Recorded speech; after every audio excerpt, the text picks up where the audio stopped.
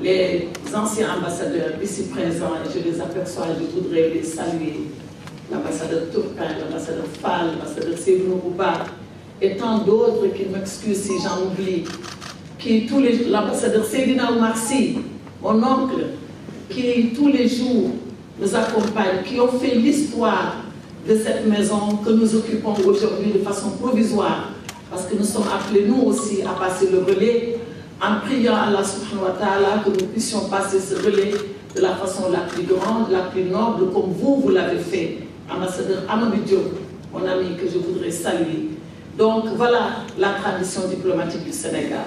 Et je disais donc qu'il était particulièrement difficile pour un ambassadeur en poste, surtout en poste à Addis Abeba, où tous les jours on est confronté à l'urgence des situations du continent, de pouvoir avoir ce temps pour soi, ce temps avec soi-même et de pouvoir écrire. Je voudrais donc féliciter l'ambassadeur Baye Makhtar Diop pour cet exercice qui est à la fois important pour lui, mais encore beaucoup plus important pour nous.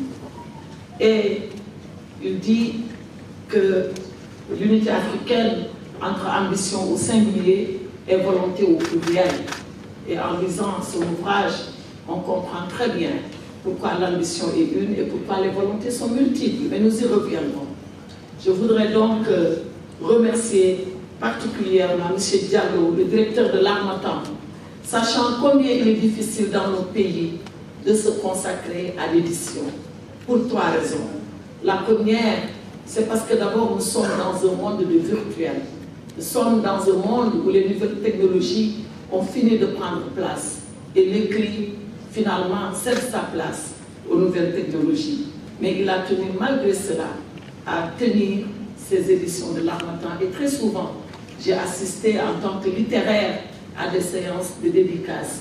La deuxième raison, c'est qu'avec cette maison, il contribue grandement à la promotion du livre et de la littérature. Et moi, je fais partie peut-être des derniers Mohicans qui pensent que c'est par la lecture, par le livre, qu'on s'enrichit et qu'on acquiert le savoir et la connaissance. La troisième raison, c'est qu'il permet à des gens qui peut-être au préalable n'étaient pas prédestinés à écrire, il les encourage à vouloir le faire et à pouvoir le faire. Je voudrais donc remercier et féliciter M. Diallo, que je retrouve avec plaisir. Saluer également la présence à mes côtés de l'ambassadeur Bassirou Sène, un de nos éminents diplomates, qui cet après-midi n'est pas là par hasard. Je pense que c'est son cursus qui l'amène à ce présidium et tout à l'heure, on va également le découvrir. C'est pour vous dire, mesdames et messieurs, que ce qui nous réunit cet après-midi est extrêmement important. Ce n'est peut-être pas une séance de dédicace ordinaire. Bien au-delà, c'est une introspection avec la rétrospection préalable sur notre diplomatie, sur notre continent, ces défis, ces problèmes auxquels il fait face, et Dieu sait qu'ils sont multiples. Et à l'orée de la présidence en exercice par le président Macky Sall de la conférence au sommet de l'Union africaine, je dois lui Baye Makhtar que ce livre arrive comme du pain béni. Et je voudrais d'ores et déjà te féliciter très sincèrement. Voilà, donc c'est sur ces mots que je voudrais ouvrir notre séance de cet après-midi en vous remerciant encore une fois d'être là, en saluant le je ne sais pas si c'est le doyen d'Afrique, en tout cas le Sénégalais du Gabon, c'est comme ça que je peux l'appeler, l'ambassadeur du Gabon au Sénégal, mais qui est plus sénégalais que nous, par son nom, par sa pratique de la langue wolof, et par, voilà, comment nous l'avons adopté. Merci, monsieur l'ambassadeur. Donc voilà, je voudrais repasser la parole à notre excellent maître de cérémonie en déclarant ouverte la séance de dédicace de cet excellent ouvrage, l'unité africaine entre ambition au singulier et volonté au pluriel. Je vous remercie.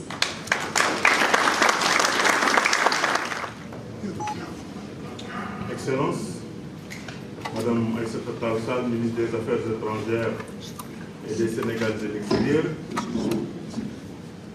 permettez-moi de m'arrêter un peu sur votre prestigieuse autorité pour vous remercier très chaleureusement, pour vous féliciter pour tout ce que vous faites pour le rayonnement de la diplomatie sénégalaise,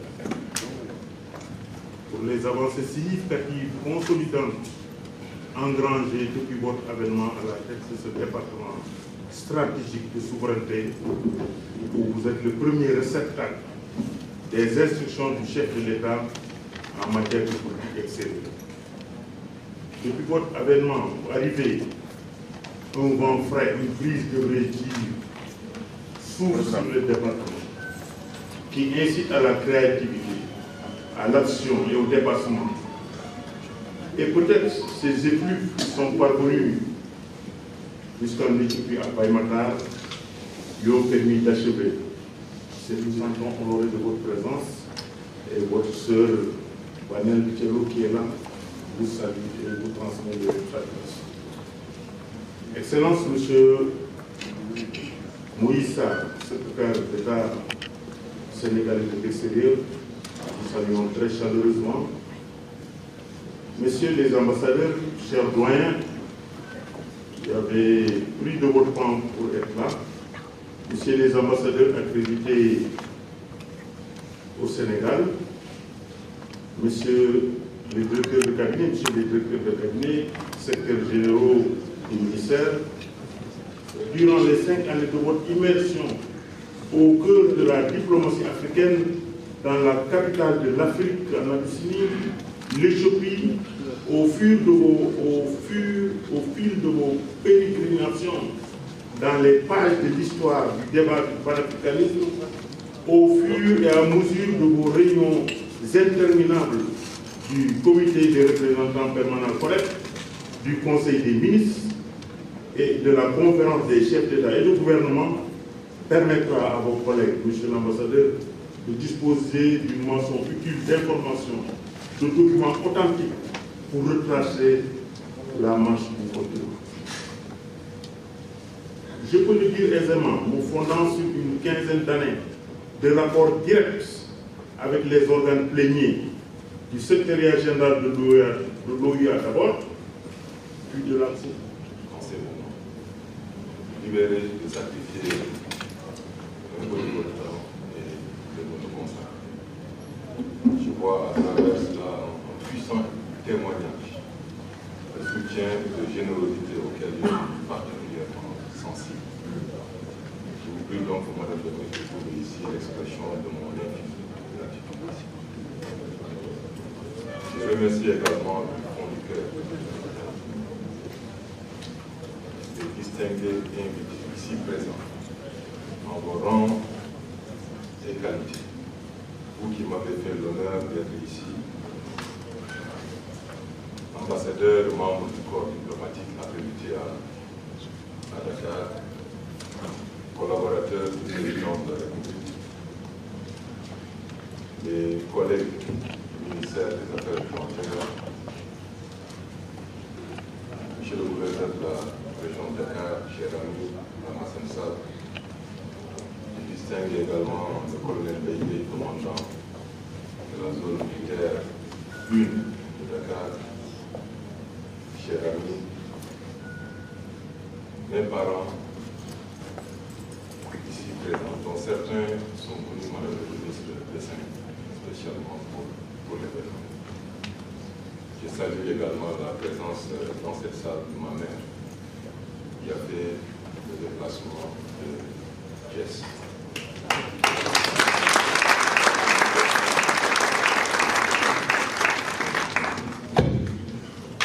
Donc, tout protocole observé pour faire court, comme on a coutume de dire à Addis Abeba, ambassadeur Bassirou, ambassadeur Papoui, ambassadeur Babakarba, ancien également d'Addis, ça vient de quoi je parle. Coupez-vous du protocole observé. Merci à vous tous. Le document que j'ai le plaisir de présenter est le fruit d'un travail de recherche et d'analyse qui m'a occupé pendant 2 ans. Son contenu, et je le confesse aujourd'hui pour la première fois, n'était pas destiné à faire l'objet d'un document accessible au grand public. À l'origine, était le simple souci d'un fonctionnaire se préparant à l'éventualité de la désignation du président de la République comme président de l'exercice de l'Union africaine en 2021, le souci d'organiser mes connaissances de l'organisation, d'affiner mes analyses pour le moment venu les mettre à la disposition du président de la République, afin de l'accompagner le plus efficacement possible durant son mandat. Le projet initial a évolué donc du chemin présent, intégrant la possibilité d'une publication ultérieure. Et c'est donc mon départ dans les débats qui a motivé l'apparition en cette instance. Au titre de la substance, on y trouve d'abord des informations détaillées sur la trajectoire institutionnelle de l'organisation.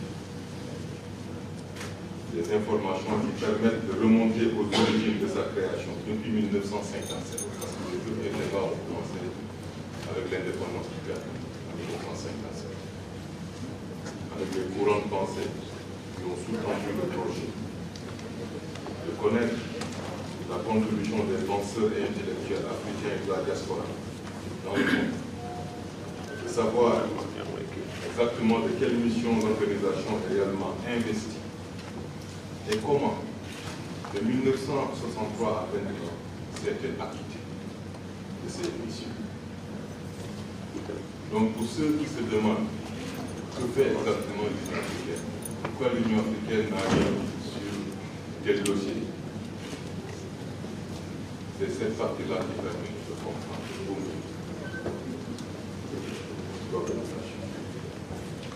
Ensuite, de savoir comment l'organisation s'est-elle employée durant toutes ces années, à se réajuster, à adapter son action, ses instruments et mécanismes au contexte des époques, comme l'a rappelé si brièvement la professeure Bassirou. Donc on y parle beaucoup de réformes ou de tentatives de réforme aux fortunes diverses.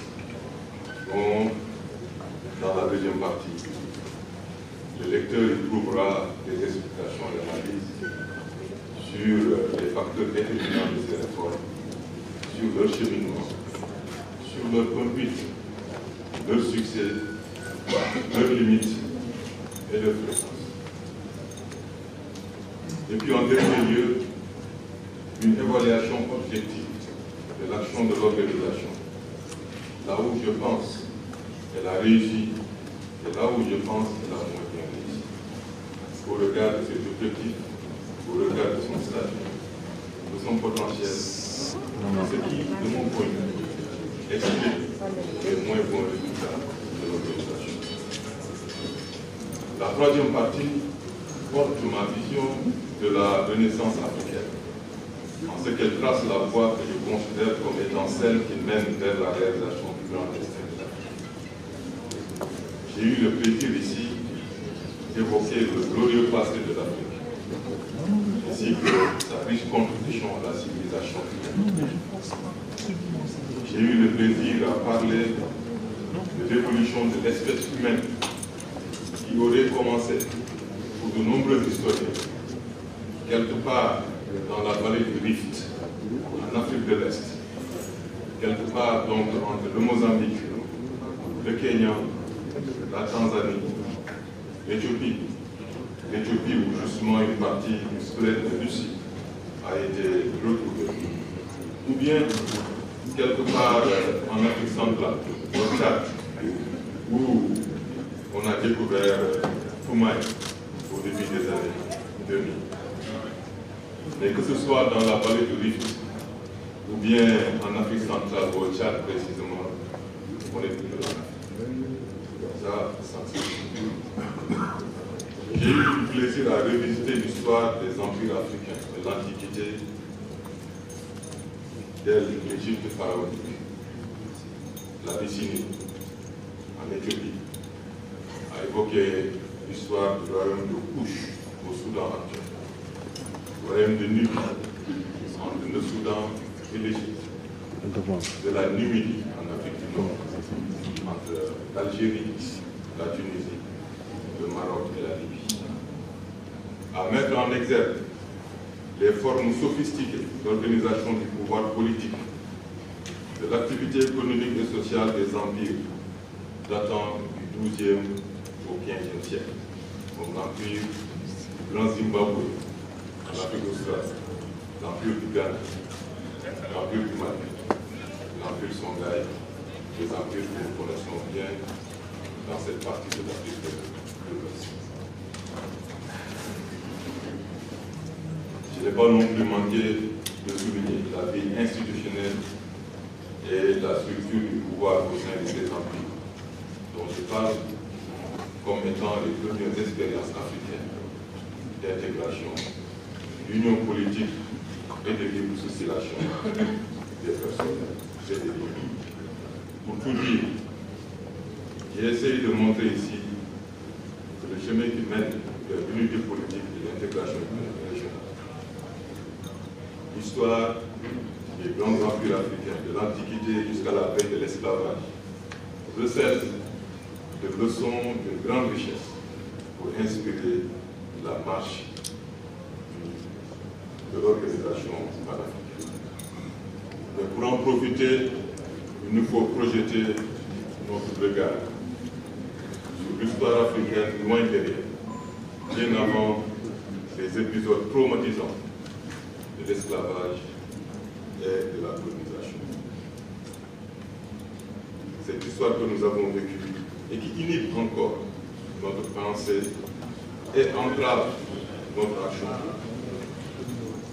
Je pense qu'il est nécessaire, je l'ai évoqué dans le document, de réécrire notre histoire, de nous l'approprier et de la vulgariser auprès des masses africaines. Je dois savoir que j'ai dialogué professeur d'histoire.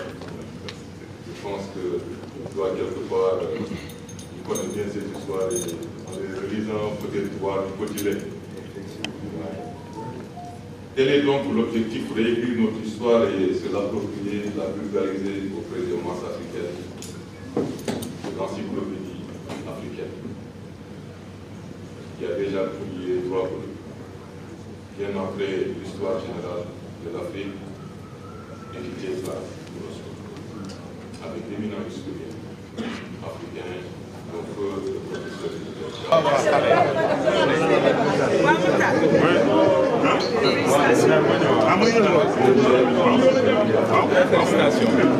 en 1962 par le président Ouattara, en collaboration avec William Du Bois. Elle vise à documenter l'histoire authentique de l'Afrique en mettant l'accent particulier sur les cultures, les institutions sociales et sur la contribution des communautés africaines d'ascendance africaine au développement mondial. La réalisation de ce projet devrait permettre aux Africains d'acquérir une meilleure connaissance de soi et d'être rétablis dans leur vie. Et je souligne ici une célèbre citation que certainement tous nous connaissons ici, de George Orwell, écrivain anglais, qui dans son roman 1984, publié en 1949, nous disait ceci: qui contrôle le passé contrôle le futur, qui contrôle le présent contrôle le passé. Invitant donc à réécrire